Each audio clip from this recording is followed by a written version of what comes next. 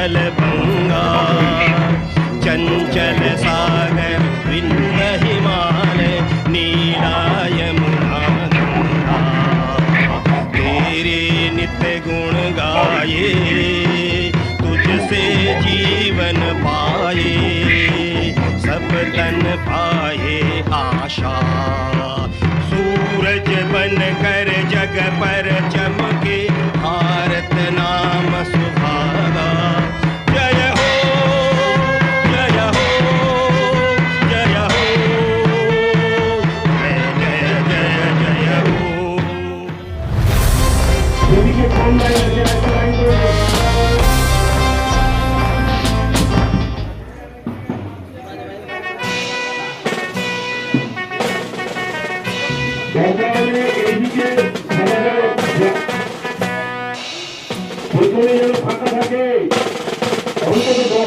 চল চল চল চল চল চল ঊর্ধ্ব গগনে বাজে মাদল নিম্নে উতলা ধরণী তল অরুণ প্রাতের তরুণ দল চল রে চল রে চল চল চল চল চল চল চল ঊর্ধ্ব গগনে বাজে মাদল নিম্নে উতলা ধরণী তল অরুণ প্রাতের তরুণ দল চল রে চল রে চল চল চল চল চল চল চল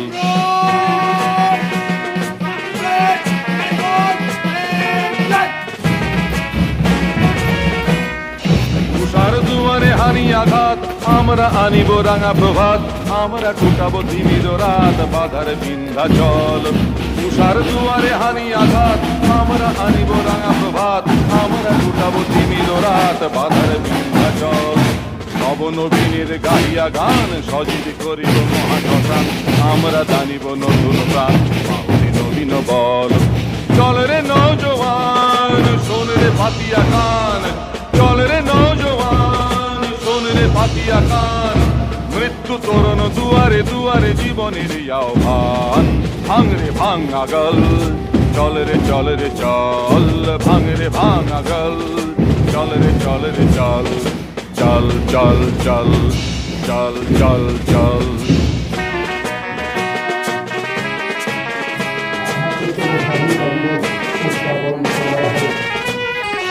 ঊর্ধ্বে আদেশে হানিছে বাজ শহীদ ঈদের সেনারা সাজ দিকে দিকে চলে কুচকাওয়াজ বল রে নিধিমহল তবে সে কোয়ালি বাদশাহী সেই সেই অতীতে আজও চাহি দাস মুসাফির গান গাহি ফেলিসি অশ্রু জল জাগরে তাকত তাউস জাগরে জাগে বেহুস জাগরে তাকত তাউস জাগরে জাগে বেহুস ডুবিল রে দেখে কত পারস্য কত রোমগ্রিকে রুশ জাগিল তারা সকল জেগে ওঠে হীন বল জাগিল তারা সকল জেগে ওঠে হীন বল আমরা গড়িব নতুন করিয়া ধুলায় তাজমহল চল চল চল চল চল চল ঊর্ধ্ব গগনে বাজে মাদল নিম্নে উতলা ধরণী দল অরুণ প্রাতের তরুণ দল চল রে চল রে চল চল চল চল চল চল চল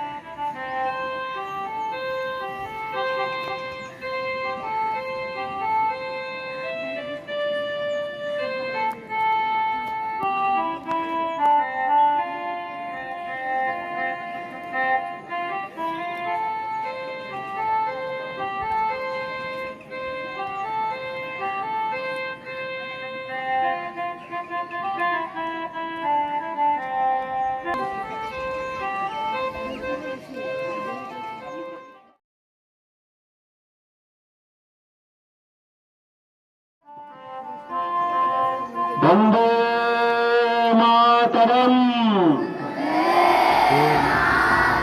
বন্দে মাতরম বন্দে মাতরম স্বাধীনতা দিবস কি স্বাধীনতা দিবস কি স্বাধীনতা দিবস কি ভারত মাতা কি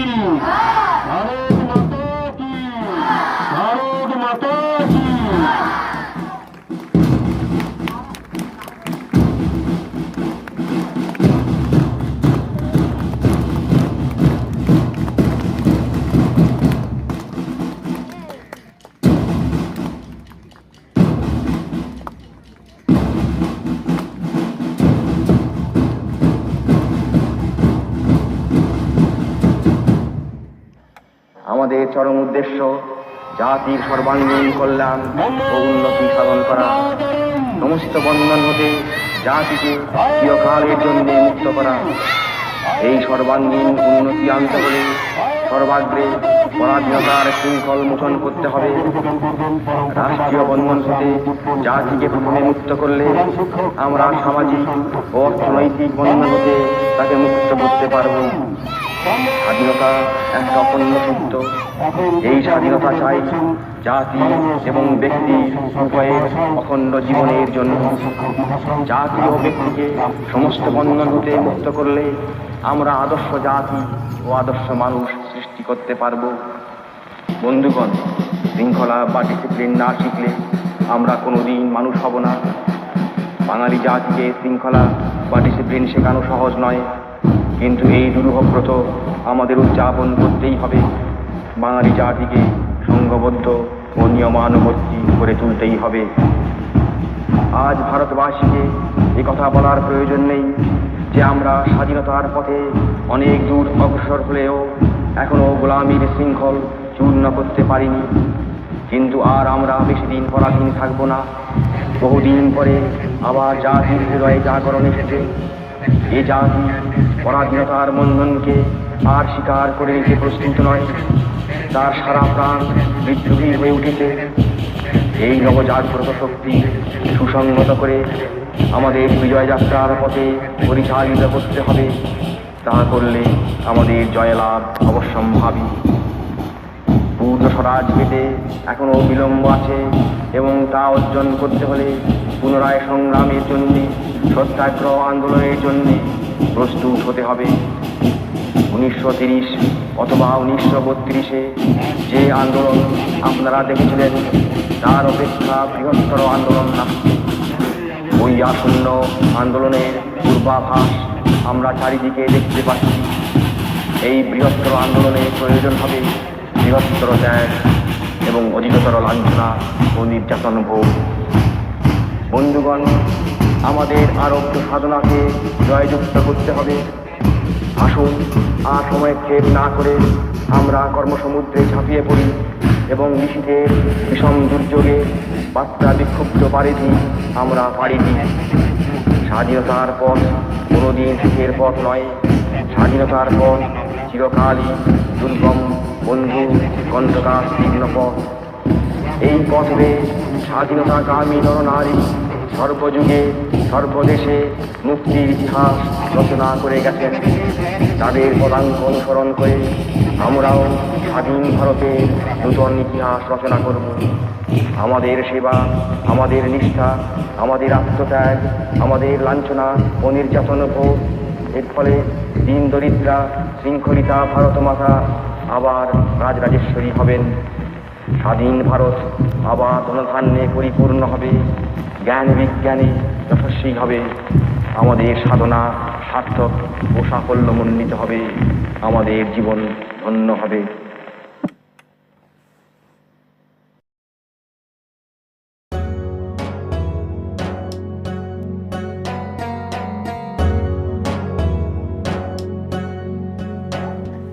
আমার নিবেদন পদাতিক কবি সুভাষ মুখোপাধ্যায়ের কবিতা জননী জন্মভূমি। আমি ভীষণ ভালোবাসতাম আমার মাকে। কখনো মুখ ফুটে বললি, টিফিনের পয়সা বাঁচিয়ে কখনো কখনো কিনে আনতাম কমলা লেবু। শুয়ে শুয়ে মার চোখ জলে ভরে উঠত।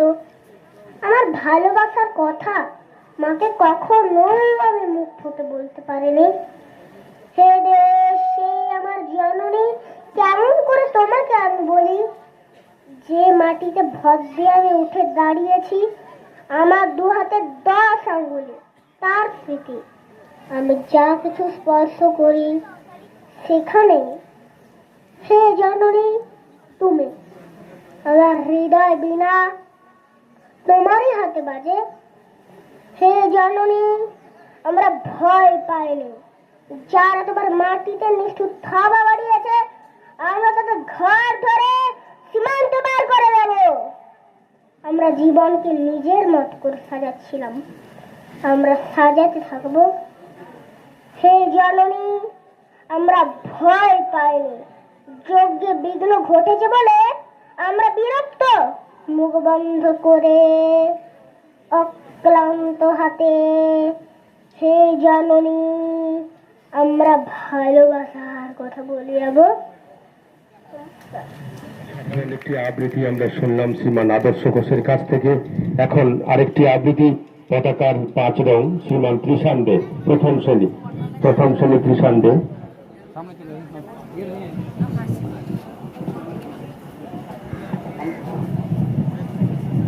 আমার নিবেদন কবি সুকান্ত আচার্যের লেখা পতাকার 5 রং আবৃত্তিতে আমি কৃষাণ দে। বলো তো দেখি পতাকায় মোদের কয়টি রং আছে? শিক্ষক এসে শুধালেন হেসে দ্বিতীয় শ্রেণীর কাছে। একসাথে মিলি সব ছেলে বলে চিৎকার করে জোরে, 3টি বর্ণ রয়েছে রাঙানো জাতীয় পতাকা জুড়ে। শ্রেণীর পিছনে বেঞ্চের কোণে শিশু ছিল এক বসে।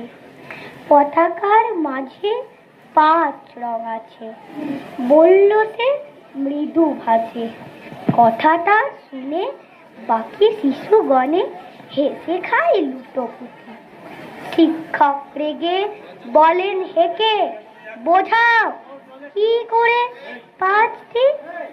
মাথা নিচু করে ভয়ার্ত ছাত্ররা তোমরা কোথায় যাচ্ছ? সরল শিশু বসো। ওপরে গেরুয়া, মাঝখানে সাদা, সবুজ আছে তার তলে, আর আছে আঁকা গোলাকার চাকা, নীল রং আছে এতে। শিক্ষক বলেন এটিকে ধরলে তবুও হচ্ছে 4টি। অবোধ শিশুটি বলল তখন রং আছে আর এক, লাল লাল ছোপ দাগ দেখা যায় ওই পতাকার মাঝে। বাবাকে যখন আনলে ওরা কফিনে ঢাকা খুলে, জড়ানো রয়েছে দেহখানা তার পতাকা আর ফুলে। রক্তের দাগে ছিল লাল ছোপ ওই পতাকার মাঝে। এই নিয়ে মোট হলো 5টি। এবার তো ঠিক আছে?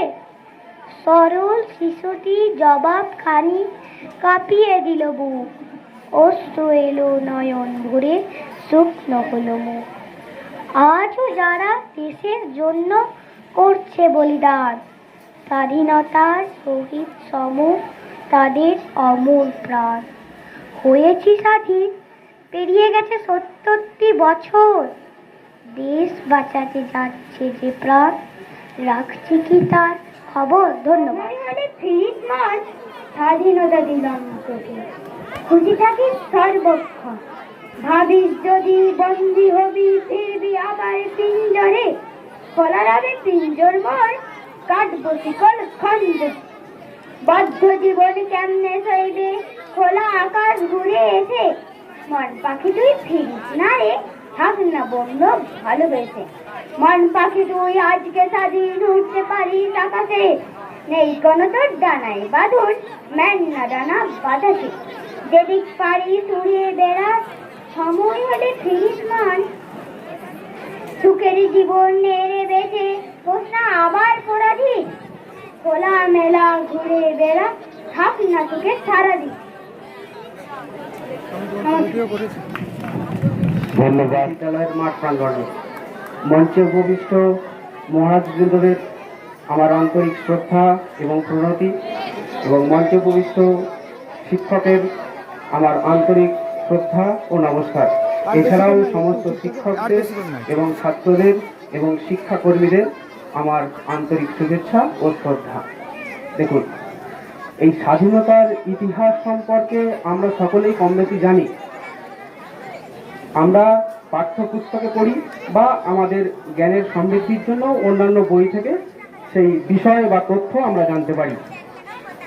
দেখুন, এই ইতিহাসের চর্বিত সর্বণ আমি করব না। আমি স্বাধীনতা বলতে কি বোঝাই সেই সম্পর্কে তোমাদের 2-4 কথা বলবো। স্বাধীনতার মানে কি? দেখো, এই স্বাধীনতা এই শব্দটিকে আমরা যদি সন্ধি বিচ্ছেদ করি, আমরা খুব সহজে বলতে পারি কি স্ব অধীনতা, অর্থাৎ নিজের অধীনে থাকা। এই নিজের অধীনে থাকা কিন্তু খুব সহজ বিষয় নয়। আমি তোমাদের এই স্বাধীনতা সম্পর্কে বলতে গিয়ে তিনটে বিষয়ের উপর আলোকপাত করব। 1 নম্বর, স্বাধীনতার অর্থ বাহ্যিক দিক থেকে নয়, অন্তর্নিহিত দিক থেকে। 2 নম্বর, বর্তমান ঘটনার প্রেক্ষিতে আমরা কি আদৌ স্বাধীন। 3 নম্বর, স্বাধীনতার প্রাণ স্পন্দন অন্তরে জাগিয়ে রাখতে গেলে কি করতে হবে। দেখো, প্রথমে আমি কি বললাম, স্ব অধীন অর্থাৎ নিজের অধীনে থাকা। স্বাধীনতা মানে কখনোই কিন্তু স্বেচ্ছাচারিতা নয়, বিশৃঙ্খলতা নয়। স্বাধীনতা মানে মনে রাখবে নিজেকে কঠিন নিয়মে নিগড়ে বাঁধা। অর্থাৎ স্বাধীনতা মানে যা ইচ্ছা করব এমনটা কিন্তু নয়। আমি প্রথমে কি বললাম, স্বাধীনতার অর্থ বাহ্যিক দিক থেকে নয়, অন্তর্নিহিত দিক থেকে। আমরা যারা এখানে উপস্থিত আছি তারা অনেকেই রবীন্দ্রনাথ ঠাকুরের পোস্টমাস্টার গল্পটা পড়েছি। এই পোস্টমাস্টার গল্পে রতন এবং পোস্টমাস্টারের যে আন্তরিক সম্পর্ক, সেই সম্পর্কের নিরিখে একটি কথা আছে, এ পৃথিবীতে কে কাহার। আসলে এই পৃথিবীতে আমরা প্রত্যেকের।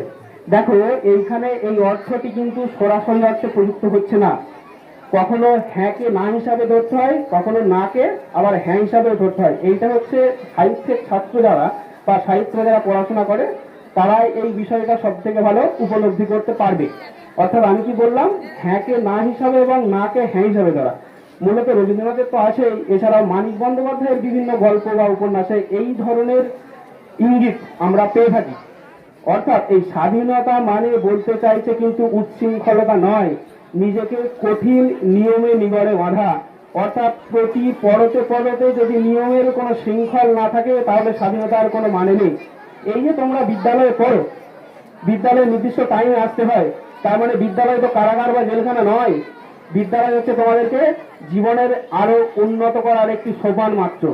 অর্থাৎ নিজেকে বড় করতে গেলে, ভালো করতে গেলে কি করতে হবে না, আরো কঠিন নিয়মে শৃঙ্খলে বাঁধতে হবে। ওই জন্য আমি প্রথমে এই সাহিত্যের উদাহরণটা দিলাম যে হ্যাঁকে না এবং নাকে হ্যাঁ হিসেবে পরিণত করা। অর্থাৎ স্বাধীনতার মানে হলো নিজেকে কঠিন নিয়মে নিগড়ে বাঁধা। 2 নাম্বার, আমি তোমাদের বলেছিলাম কি বর্তমান ঘটনার প্রেক্ষিতে আমরা কি আদৌ স্বাধীন। দেখো, স্বাধীনতার 78 বছর অতিক্রান্ত, তারপরে আমরা কি বলতে পারি। দেখো, বর্তমান ঘটনার যে পরিপ্রেক্ষিত আছে তোমরা সকলেই জানো, কিছুদিন আগে যাদবপুরে স্বপ্নদীপের যে মৃত্যু, সেটা কখনোই কাঙ্ক্ষিত নয়, তার জীবনের অনেক পথ প্রসারিত ছিল। এই রিসেন্ট দিন কয়েক আগে যে আরজি কর মেডিকেল কলেজে যে ঘটনা ঘটল,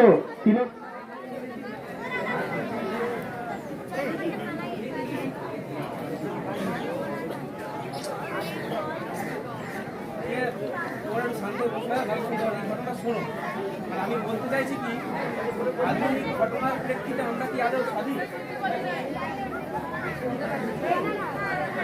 বিষয়টা আমি তোমাদের বলছিলাম সেটা কি বর্তমান ঘটনার প্রেক্ষিতে আমরা কি আদৌ স্বাধীন। দেখো, এই যে যাদবপুর বিশ্ববিদ্যালয়ের স্বপ্নদ্বীপের ঘটনা এবং এই কয়েকদিন আগে আরজি কর মেডিকেল কলেজে তিলোত্তমার যে অসহনীয় মৃত্যু, সেইটা আমাদের সবারই হৃদয়ে একটা বড় দাগ কেটেছে। আসলে দেখো, আমরা ইংরেজদের হাত থেকে মুক্তি পেয়েছি ঠিক কথাই, কিন্তু আমাদের এই স্বাধীন ভারতবাসীর মধ্যে যে ইংরেজের মনোপ্রবৃত্তিটা এখন আছে সেটা কিন্তু আমরা ঘোচাতে পারিনি। আমরা কি করে বলতে পারি যে আমরা স্বাধীন হয়েছি? আমরা স্বাধীনতা লাভ করতে পারিনি এই মুহূর্তে দাঁড়িয়ে, এবং এই ঘটনার পরিপ্রেক্ষিতে আমাদেরকে এটা বলতেই হয়।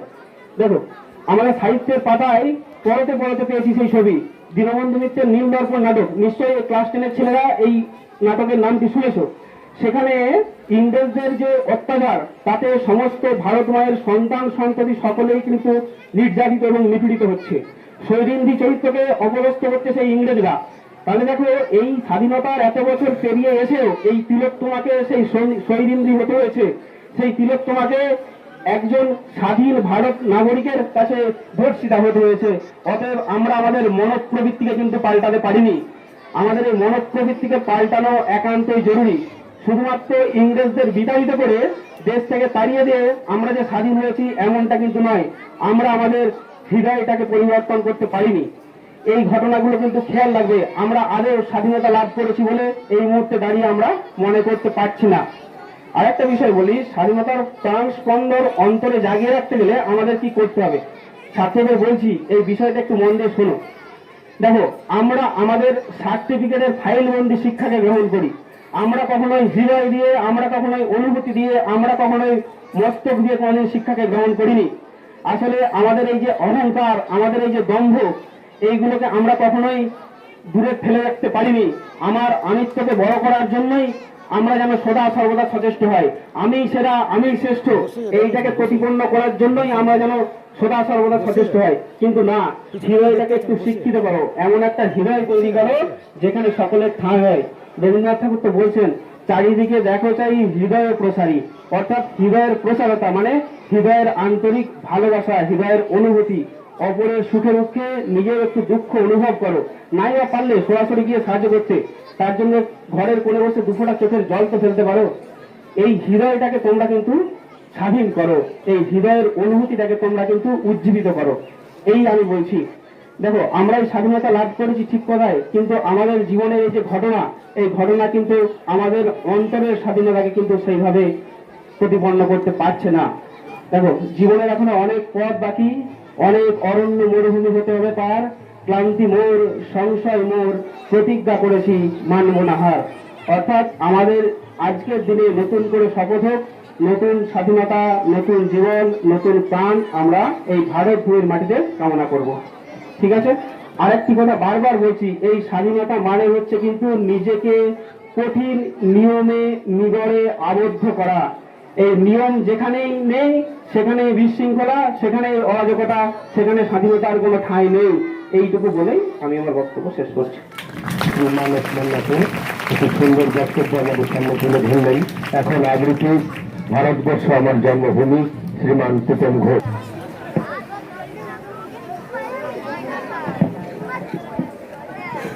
আমি প্রীতম ঘোষ। 15ই আগস্ট আজ স্বাধীনতা দিবস উপলক্ষে আমি একটি কবিতা বলে শোনাবো। কবিতাটি লিখেছে বিশিষ্ট কবি লক্ষণ ভান্ডারী। কবিতাটির নাম ভারতবর্ষ আমার জন্মভূমি। ভারতবর্ষ আমার জন্মভূমি, ভারত আমার মহান দেশ। ভারতবর্ষ হয়েছে স্বাধীন, বুঝল পরাধীনতার ক্লেশ। অগ্নি শিশু সুভাষ চন্দ্র বোস, নেতাজি নামে খ্যাত যিনি, আজাদ বাহিনী গঠন করে ভারত সৌর্য দেখান তিনি। ত্যাগী বীর চিত্তরঞ্জন দাস, জাতির জনক মহাত্মা গান্ধীজি। স্বাধীনতার তরে সকলেই জীবন দিতে হলেন রাজি। বিনয় বাদল দীনেশ আর স্বাধীনতা সংগ্রামী ক্ষুদিরাম ফাঁসির মঞ্চে গেয়ে গেলেন দেশের স্বাধীনতার জয়গান। অনেক রক্ত, অনেক অশ্রু ঝরেছে ভারতের মাটিতে। সংগ্রামীদের রক্ত ঝরেছে, মিশেছে গঙ্গার নদীতে। ভারতবর্ষ হয়েছে স্বাধীন, আমরা তো নই পরাধীন। স্মরণ করি আজকে তাদের, শোধ করতে সেই রক্ত ঋণ। ভারতবর্ষ আমার স্বর্গভূমি, ভারত আমার দেশ মহান। সোনার ভারত গড়তে হবে, রাখতে হবে দেশের মান। নমস্কার। ধন্যবাদ শ্রীমান প্রীতম।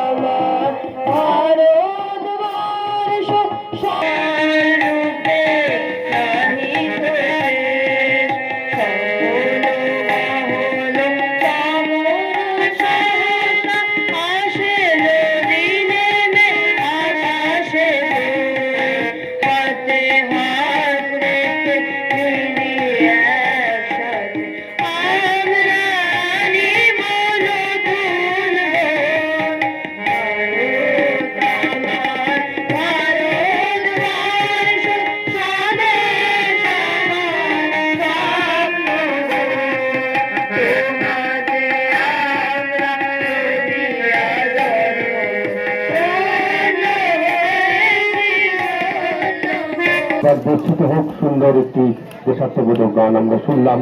এখন পূজনীয় প্রধান শিক্ষক মহারাজ আপনাদের সামনে বক্তব্য রাখবেন। প্রণাম জানাই আমাদের রামকৃষ্ণ মিশন আশ্রম রাহুল যুব সম্পাদক তথা আমাদের বিদ্যালয়ের সম্পাদক মহারাজ সুরজ স্বামী মুক্তিপ্রদানন্দজি মহারাজকে। শ্রদ্ধা জানাই আমাদের বিদ্যালয়ের সহপ্রধান শিক্ষক মহাশয় শ্রী রঞ্জন সিং সর্দার মহাশয়কে। আর শ্রদ্ধা নমস্কার বিদ্যালয়ের শিক্ষক মন্ডলী এবং শিক্ষাকর্মীবৃন্দ। আমাদের দুটি unit Ramakrishna mission Vivekananda junior basic, একটি হচ্ছে রামপুর রামকৃষ্ণ মিশন উচ্চ মাধ্যমিক বিদ্যালয়। আমাদের এইচএস হয়ে গেছে, এটা আনন্দের বিষয়।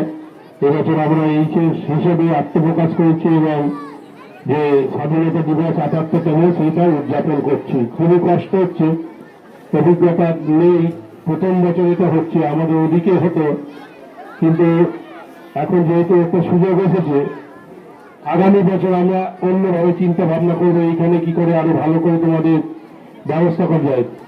কদিন ধরে এত বৃষ্টি হচ্ছে, আজকে রোদ্দুর উঠে গেছে।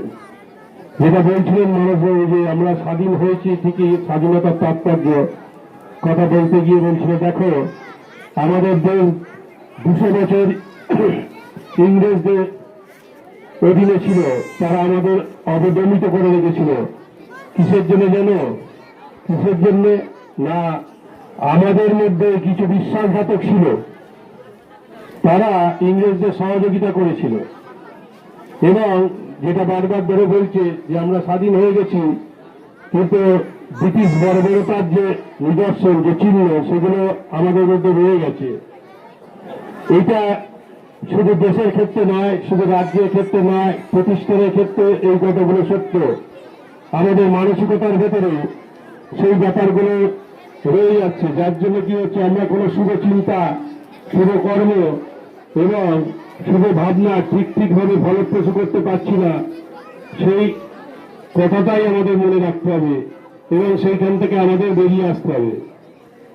নাহলে দেখো, আমরা সুন্দরকে সুন্দর বলে দেখি, সুন্দরকে কেউ কুৎসিত করতে চাই, আমরা কি কেউ মুখে কালি মারতে চাই। কিন্তু বলতে খুব খারাপ লাগছে, আজকে স্বাধীনতার দিনে আমরা কিন্তু মুখে কালি মাখছি। আমাদের জিনিসগুলোকে আমরা নিজেরাই ধ্বংস করছি। ভারতবর্ষে এমন কোনো জিনিস নেই যেগুলোকে গোটা পৃথিবীতে বলছে, পৃথিবীতে যা নেই ভারতবর্ষে সেটা নেই, ভারতবর্ষে যা নেই পৃথিবীতে সেটা নেই। কিন্তু তবুও কি হচ্ছে না, আমরা এখানে নিজেদের এত দিনহীন ভাবে মনে করছি। কেন মনে করছি? কারণ আমরা আমাদের যে আত্মস্বরূপ, সেই আত্মস্বরূপকে আমরা উপলব্ধি করার চেষ্টা করছি না। আমরা যেমন ব্রিটিশরা কিছু মানুষকে কি করেছিল, তাদেরকে লোভ দেখিয়েছিল, লোভ দেখিয়ে কি করছে, তাদের দলে নিয়েছিল এবং তারা কি করতো, তারা আমাদেরকে কি করতো, পরিচালিত করতো মিথ্যা পথে, ভ্রান্ত পথে। সেই জায়গাটা থেকে আমাদের বেরিয়ে আসতে পারেনি বলেই কিন্তু ২০০ বছর আমরা পিছিয়ে গেছি। আমাদের মনে রাখতে হবে যে ভালো চিন্তা, ভালো ভাবনা, ভালো উদ্দেশ্য কার্যকরী করতে গেলে অনেক ধৈর্যের দরকার। খারাপ করতে গেলে, ভাঙতে গেলে, একটা কাঁচের গ্লাস উপর থেকে ফেলে দিলে সঙ্গে সঙ্গে ভেঙে যাবে। কিন্তু যদি ওই গ্লাসটার ইতিহাস আমরা খুঁজি, তাহলে কি করব? গ্লাসটার ইতিহাস খুঁজতে গেলে দেখবো যে কত থেকে উপাদান জোগাড় করতে হচ্ছে, তারপর মেশিনের ভেতর দিয়ে কত রকমের প্রক্রিয়ার মধ্যে দিয়ে সেই গ্লাসটা তৈরি হচ্ছে, কিন্তু ভাঙতে 1 সেকেন্ড লাগে। এই প্রতিষ্ঠানগুলো আজকে ধ্বংসের মুখে কেন? না, ওই ব্রিটিশদের কিছু অনুসার এখনো পর্যন্ত রয়ে গেছে মানসিকতার দিক থেকে। তারা কি করছে, নেগেটিভ বার্তা বিভিন্ন জায়গায় প্রয়োগ করছে, যার জন্য আমাদের দেশ এত পিছিয়ে পড়ছে। এইটা আমাদের মাথায় রাখতে হবে। তোমরা ছোট, আজকে বুঝতে পারবে না। ঠিক আজ থেকে 16 বছর আগে যখন আমি মেদিনীপুরে গিয়েছিলাম, তখনও কিন্তু আমি তাদের কাছে খারাপ ছিলাম। আজ কিন্তু তারা আমাকে পুজো করে, তারা আমাকে ভক্তি করে। পুজো নিয়ে মহারাজ যখন রহরায় ছিলেন, তখন মহারাজ খারাপ ছিলেন। কেন ছিলেন না? মহারাজ চাইতেন ভালো হোক। আজ মহারাজকে সব আজ দেখি যে পুরনো ছাত্ররা ছুটে আসছে এখানে, রামহরিপুরের প্রত্যন্ত অঞ্চলে, কে আমেরিকায় রয়েছে, কে দিল্লিতে রয়েছে, সেখান থেকে ছুটে আসছে। কেন ছুটে আসছে? তারা তো তাদের কাছ থেকে, যাদের কাছ থেকে গিভ অ্যান্ড টেক পলিসির মাধ্যমে বিভিন্ন জিনিস আয়ত্ত করেছিল, তারা তো সেই তাদের কাছে যেতে পারতো, তাদের কাছে যাচ্ছে না, কারণ তারা জগৎ, তারা বাস্তবটাকে বুঝতে পারছে। তোমরা ছোট, তোমরা বুঝতে পারছো না। সেই জন্য বলি যে প্রতিষ্ঠানের ক্ষতি মানে আমাদের গ্রামের ক্ষতি, গ্রামের ক্ষতি মানে আমাদের জেলার ক্ষতি, জেলার ক্ষতি মানে আমাদের রাজ্যের ক্ষতি, রাজ্যের ক্ষতি মানে আমাদের দেশের ক্ষতি। সেইখান থেকে বিরত হওয়া, সৌবুদ্ধি সম্পন্ন হয়। স্বামীজি বলেছেন সত্যের জন্য সবকিছুকে ত্যাগ করা যায়, কিন্তু কোনো কিছুর জন্য সত্যকে ত্যাগ করা যায় না। এইটাকে কিন্তু বারবার ধরে তোমাদের মনে রাখতে হবে। দেখো, ভুল পথে পরিচালিত যদি একবার হয়ে যাও, সঠিকটাকে ফিরে আসার কিন্তু আর সময় পাবে না। তাই আজকে স্বাধীনতার দিনে, স্বাধীনতার পূর্ণ লগ্নে যারা এখনো পর্যন্ত ভাবছে যে এই ধ্বংসাত্মক ব্যাপারের মধ্যে সৃষ্টির বীজ দেবে, সেটা নয়, সেটা এক একটা কল্প লাগে। সেই কল্পে যখন গোটা পৃথিবী দূষিত হয়ে যায় তখন ধ্বংস হয়, তারপর আবার সৃষ্টি হয়। কিন্তু এটা নয়, এটা আমরা নিজেরা কি করছি, নিজেদের ক্ষতি করছি, নিজেদের সম্পদের ক্ষতি করছি। সেইগুলো না করে ভালো হওয়ার চেষ্টা করো। অনেক নতুন নতুন, এই যে প্রত্যন্ত গ্রাম, গ্রামের উপরে অনেকে অনেক কথা বলে, কিন্তু আমি চেষ্টা চালাচ্ছি আরো আমি তোমাদের যাতে করে আধুনিক শিক্ষা আরো যাতে বিদ্যালয়ে ঢুকতে হবে সেই ব্যবস্থা করবো। কিন্তু কাদের জন্য করব? তোমরা যদি সচেতন না হও, আজকে স্বাধীনতার দিনে অনেক কিছু চিন্তা ভাবনা আসছে, কিন্তু সেগুলো কিভাবে রক্ষণাবেক্ষণ করতে হবে সেটা তোমাদেরই দায়িত্ব নিতে হবে।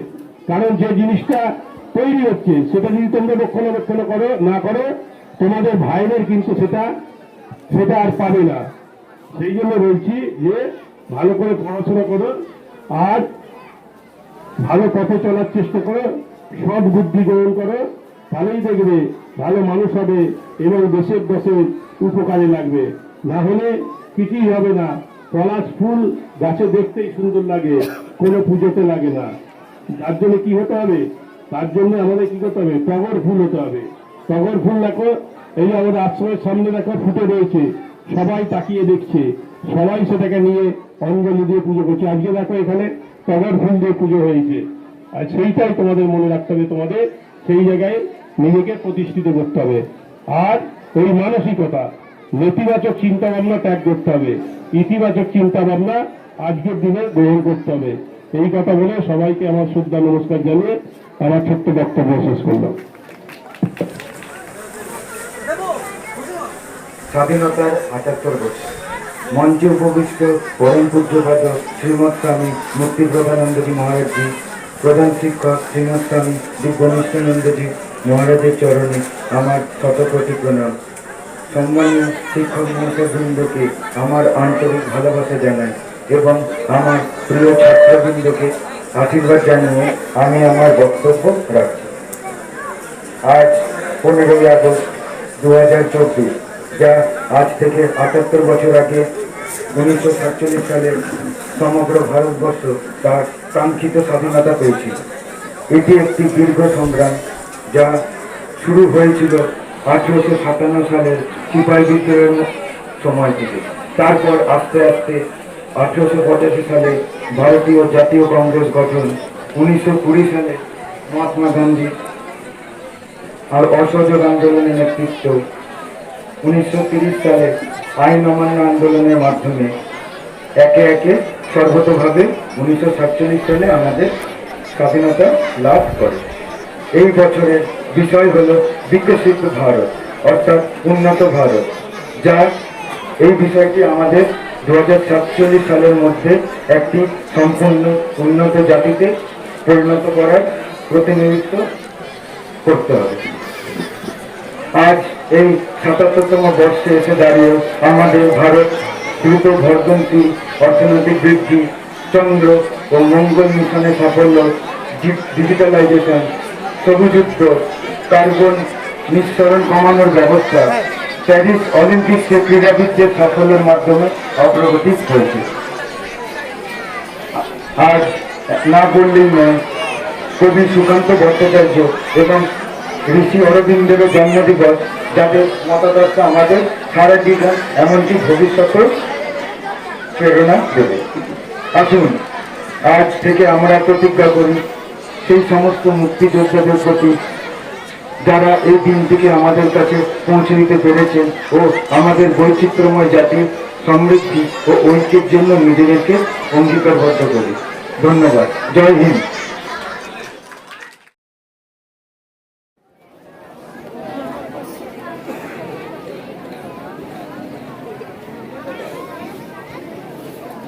এতক্ষণ আমরা স্বাধীনতা দিবস উপলক্ষে আমরা একত্রিত হয়েছি রামকৃষ্ণ মিশন রামণীপুরের খেলার মাঠে এবং ওই স্টেজে। তোমরা সকাল থেকে অনেক ধরে এসেছো, কষ্ট হচ্ছে, ঘাম হচ্ছে, দেখতে পাচ্ছি।